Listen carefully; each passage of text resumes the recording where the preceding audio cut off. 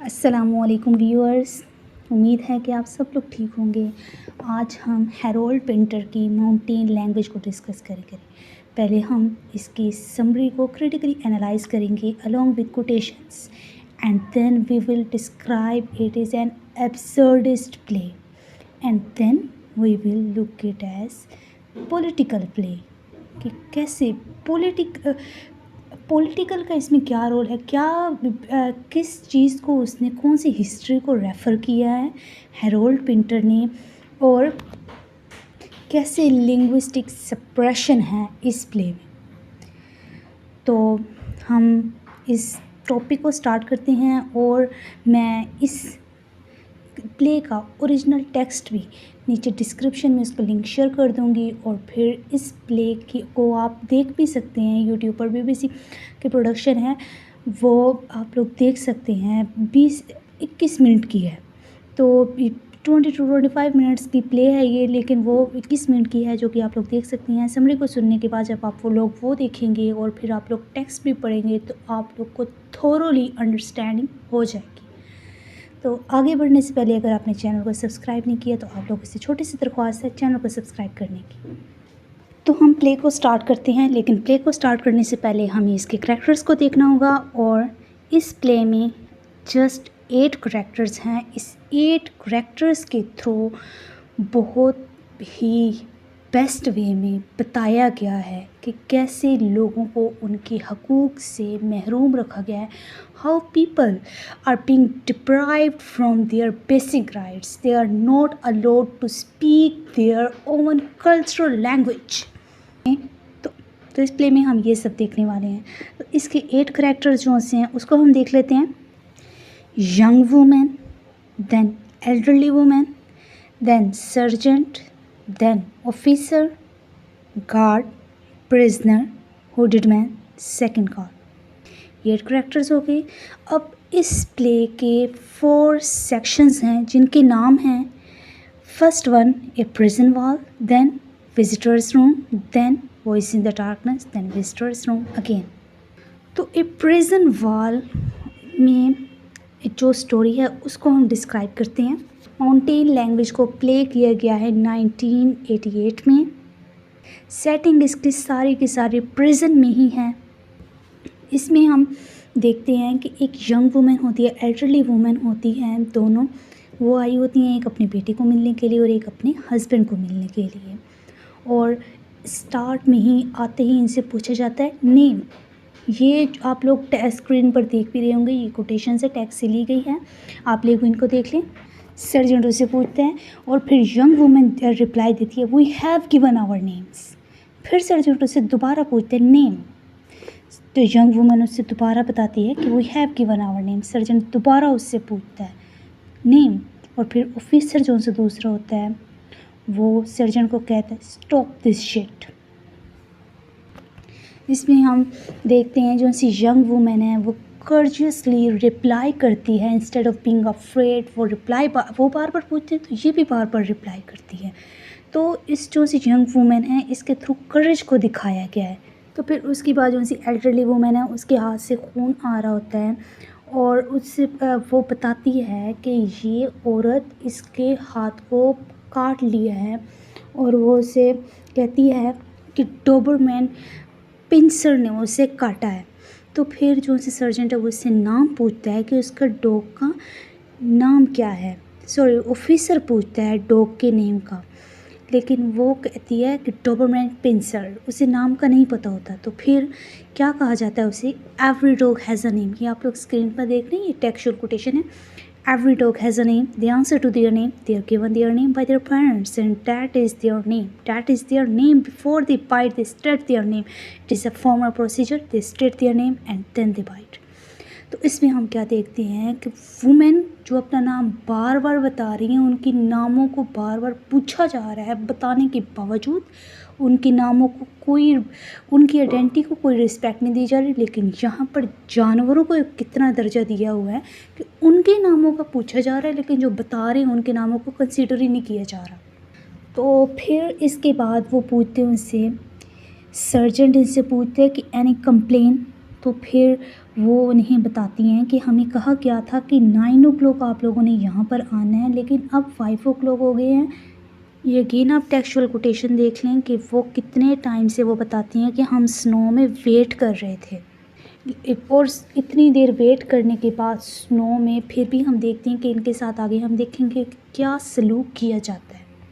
तो फिर इनको सर्जन कहता है कि your husbands, your sons, your father, these man have been waiting to see hour, कि जिन लोग को आप मिलने का इंतज़ार कर रहे हैं, और फिर उनके लिए वर्ड यूज़ किया जाता है शिफ्ट का, और कहा जाता है कि एनिमीज़ ऑफ द स्टेट हैं।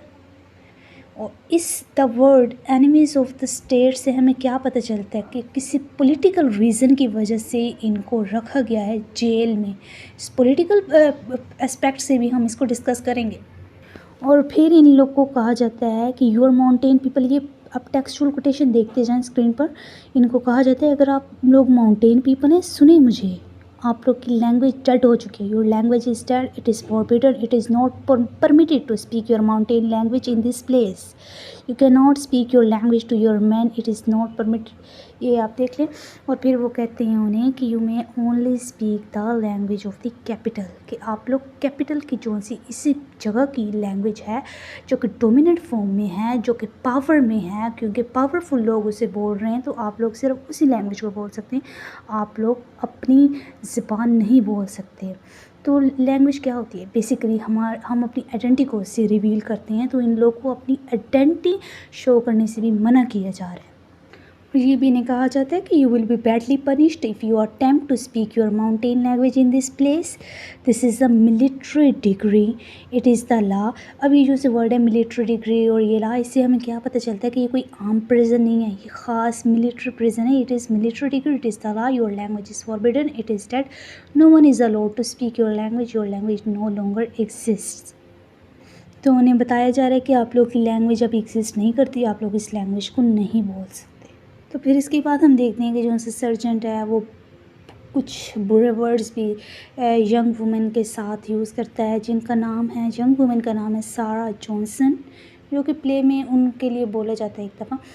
तो और फिर उसके लिए ये वर्ड्स बोले जाते हैं, what language do you speak with your hands और एर्स, और फिर उसे फकिंग इंटेलेक्चुअल भी कहा जाता है यंग वुमेन को सर्जन के थ्रू। तो फिर हम ये देखते हैं कि सेक्सुअल अब्यूज़ भी हम देखते हैं कि पावर के थ्रू वुमेन के साथ कैसे ट्रीट किया जा रहा है, बाकी लोग के साथ कैसे ट्रीट किया जा रहा है जो उनसे इन्फीरियर है।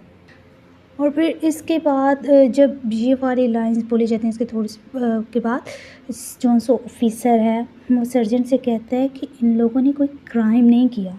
फिर सर्जन कहता है आप ये भी तो नहीं कह रहे कि इन लोगों ने कोई सिन नहीं किया। तो फिर इसके बाद पोज आ जाता है, साइलेंस भी आती है, जो कि एब्सर्डिस्ट प्ले के इसकी फीचर हैं। तो फिर नेक्स्ट सेक्शन हमारे पास स्टार्ट होता है विजिटर्स रूम का, जहाँ पर एक मदर होती है, वो अपने बेटे से मिलने आई होती हैं, लेकिन बार बार जो सा गार्ड है वो इंटरप्ट करता है और कहता है कि आप लोगों ने अपनी लैंग्वेज नहीं बोलनी। मदर जो सी है वो बार बार कोशिश करती है कि वो उसके साथ बोले अपनी लैंग्वेज में, लेकिन गार्ड बार बार कहता है और कहता है कि वो उसे बुरी तरह मारेगा अगर वो इस तरह की लैंग्वेज बोलेगी, जो कि माउंटेन लैंग्वेज, और फिर उसे मारा भी जाता है। ये आप लोग टेक्सचुअल कोटेशन देख लें स्क्रीन पर। तो जो से प्रिजनर है वो उसे बताता है गार्ड को कि उसकी मदर को जो से ऑफिशियल लैंग्वेज वो नहीं आती, लेकिन वो उसे कहते कि हमारा मसला नहीं है। और फिर प्रिजनर उसे बताता भी है कि मेरी वाइफ है, मेरे 3 किड्स हैं, और ताकि वो ये वर्ड्स क्यों कहता है, ताकि सिंपैथी उसकी अराइज़ हो जाए, वो उसके साथ कंपैशनेट फील करे, लेकिन गार्ड ऐसा कुछ फील नहीं करता। इसके बाद फिर हमारे पास नेक्स्ट सेक्शन शुरू होता है वॉइस इन द डार्कनेस का, जहाँ पर जो सी यंग वुमेन है वो अपने हस्बैंड से मिलने आई होती है। हस्बैंड का नाम होता है चार्ली जॉनसन। एक दफ़ा इसे कहा जाता है जिससे हमें पता चलता है, लेकिन ज़्यादातर इनको यही कहा गया है यंग वुमेन।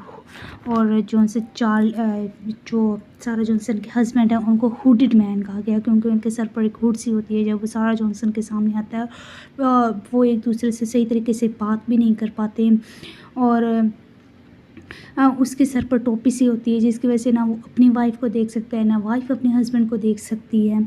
तो सही तरीके से उन्हें मिलने भी नहीं दिया जा रहा होता। और जो सा वुडेड मैन है फिर उसे खींचा जाता है। और फिर जो से सर्जेंट है वो एडवाइस करता है वुमेन को कि वो किसी और हाँ, उसे ये भी कहा जाता है कि वो गलत दरवाजे से आई है। और जो से सर्जेंट है वो वुमेन को कहता है कि वो किसी स्पेसिफिक पर्सन से पूछे इंफॉर्मेशन के लिए। और फिर जो से वो यानी कि उसे फकिंग के लिए कह रहा होता है। और जो सी वुमेन है वो फिर जो सी यंग वुमेन है वो एंड में राज़ी हो जाती है और वो कहती है, can I fuck him, if I fuck him will everything be all right. यानी कि वो ये काम करने के लिए तैयार हो जाती है। हम देखते हैं कि हालात कितने उसके लिए पेनफुल हो चुके थे कि ये कोई भी औरत नहीं चाहेगी, लेकिन ये मजबूरी में उसे करना पड़ा। लास्ट सेक्शन फिर से विजिटर्स रूम का है। इसमें जो सी मदर है वो अपने बेटे के साथ ही होती है और फिर उन्हें कहा जाता है कि अब वो ये लैंग्वेज बोल सकते हैं क्योंकि अब रूल्स चेंज हो गए हैं और according to new rules they can speak their own language until the further notice. Until further notice से हमें क्या पता चलता है कि रूल्स किसी वक्त भी चेंज हो सकते हैं इनके, जब यानी कि अगला नोटिस ये आ सकता है कि वो फिर से ना बोलें। लेकिन हम देखते हैं कि जो सी वो एल्डरली वुमेन होती है वो अपनी लैंग्वेज भी भूल जाती है कि ये जब बोलने नहीं दिया जा रहा तो वो अपनी लैंग्वेज भी भूल जाती है। वो ऐसी कैटाटोनिक स्टेट में हो जाती है, उसे कुछ समझ नहीं आ रहा होता और जिससे लगता है कि वो अपनी लैंग्वेज भी भूल गई है। और जो सा उसका बेटा होता है वो भी अपनी माँ को ऐसी हालत में देखकर बहुत ही ज़्यादा पेनफुल हो जाता है।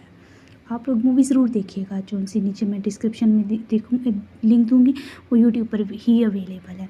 अब हम इसके टाइटल सिग्निफिकेंस को देखते हैं।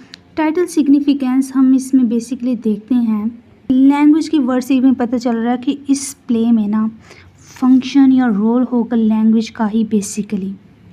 लेकिन हम इस प्ले में देखते हैं कि माउंटेन लैंग्वेज जैसे कि टाइटल है वो नहीं बोली जाती प्ले में।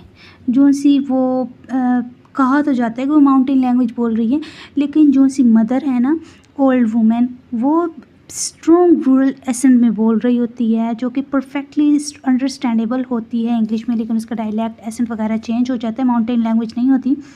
और जो से लास्ट सेक्शन है जिसमें वो प्रिजनर अपनी मदर के साथ बोल रहा होता है कि जब परमिशन मिल जाती है लैंग्वेज बोलने की तो वो भी क्लियरली इंग्लिश ही होती है। तो इससे हमें पता क्या चलता है, कोएर्शन, डिप्रेशन, रोल ऑफ पावर, कि वो इन लोगों ने जिस चीज़ से उन्हें रोका वो पूरी प्ले में नहीं बोली गई। और फिर इसका नाम जो से रखा गया mountain language, it is basically in the favour of those people that they should be allowed to celebrate their language, to speak their language, because everyone has right, everyone has the freedom।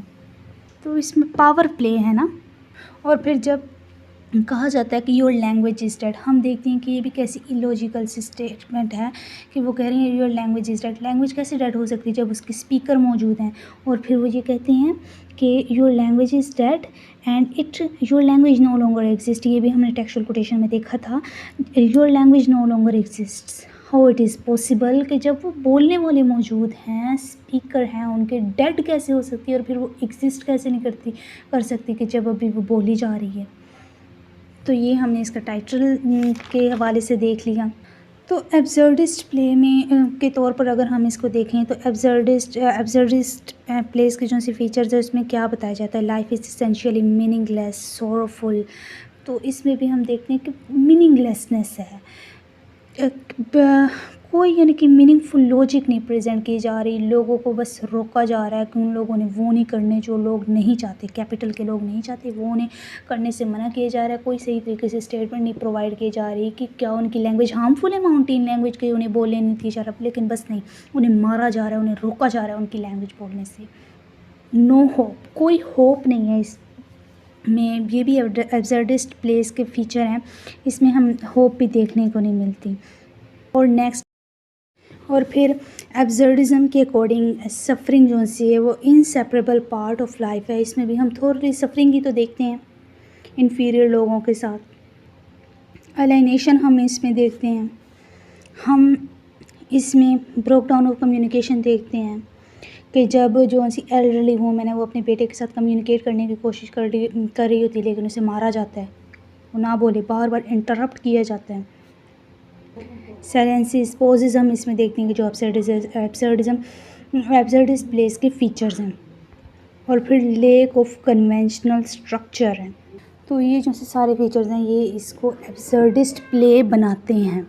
तो हमने देख लिया अब that how mountain language is an absurdist play. तो अब हम इसको as a political play देखते हैं।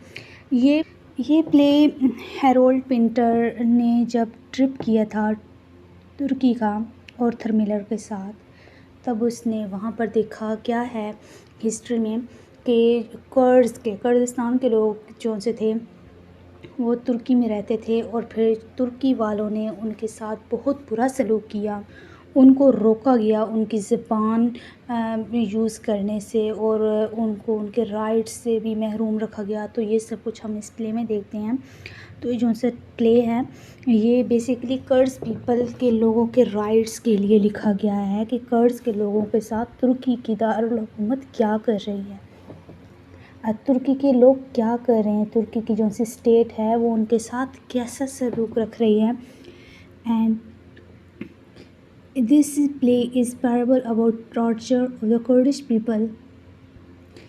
Pinter insists in his letter about universal relevance. उसने ये कहा कि ये सिर्फ कर्ड्स के लोगों के लिए नहीं है बल्कि ये यूनिवर्सल अपील है इसमें कि हम देखें कि हिस्ट्री में बहुत सारी लैंग्वेजेस हैं उनको उन सफ़र होना पड़ा और उनको बोलने से रोका गया, जैसे कि Irish, Welsh has suffered and Urdu and Estonians. ये उसने लेटर में कहा था हैरोल्ड पिंटर ने अब for its universal relevance, universal appeal के लिए। तो जो उनसे कर्ड्स के लोग थे वो 25 मिलियन की रेंज में थे in mountainous region in the middle east, और जो कि साउथ ईस्टर्न टर्की से होते हुए नॉर्थ वेस्टर्न ईरान तक थे। और ये जो उनसे कर्ड्स लोगों के साथ जो जुल्म ज़्यादा स्टार्ट हो गया था वो आफ्टर वर्ल्ड वॉर फर्स्ट था, आफ्टर द ट्रीटी ऑफ वर्सलीज, जिसके बाद तुर्किश गवर्नमेंट के पास ये रूल आ गया, after that which give the Turkish government the right to rule over them. और जो उनसे टेंशन ज़्यादा हाइटेंड हो गई थी, हाइटेंड का मतलब कि इंटेंस हो जाना, मोर देन नॉर्मल हो जाना। In 1937, when Mustafa Kemal Atatürk decreed that religious and non-Turkish cultural expression would be outlawed in Turkey, including the word Kurd, कि जो से वर्ड कर्ड है उसको भी ख़त्म कर दिया गया था। And after the word Kurd was outlawed, the Kurds were officially referred to as mountains Turks who have forgotten their language। जब बोलने नहीं देंगे तो ज़ाहिर फॉरगॉटन हो जाएगी, और फिर उनको ये कहा जा रहा था कि माउंटेन्स टॉक हो गया forgotten their language. In 1996 11 Kurds were rehearsing mountain language with plastic guns were arrested bye London police. कि जब वो अपनी लैंग्वेज को प्रैक्टिस कर रहे थे तो उनको पकड़ लिया गया, अरेस्ट कर लिया गया। तो ये सारी हम इसमें देखते हैं कि कैसे जो से ये प्रिजन के लोग हैं उनको अपनी ज़बान बोलने से रोका जा रहा है। और जो सा ये हैरोल्ड पिंटर का ये प्ले है इसको काफ़ी ज़्यादा पॉलिटिकल होने की वजह से काफ़ी ज़्यादा क्रिटिसाइज़ भी किया गया है और इसको अप्रिशिएट भी किया गया है। Douglas Kennedy in his review of the play in new statesman and society rights that mountain language is a highly condensed guided toward through state tyranny. तो ये इसको हमने पॉलिटिकल प्ले के तौर पर भी एक्सप्लोर कर लिया है। उम्मीद है कि आप लोग को समझ आ गई होगी। Still there is any kind of ambiguity you people freely can ask in comment box. लेकिन अगर आप लोगों ने चैनल को सब्सक्राइब नहीं किया तो आप लोग चैनल को सब्सक्राइब कर दें। एंड टिल नेक्स्ट वीडियो, अल्लाह हाफिज़।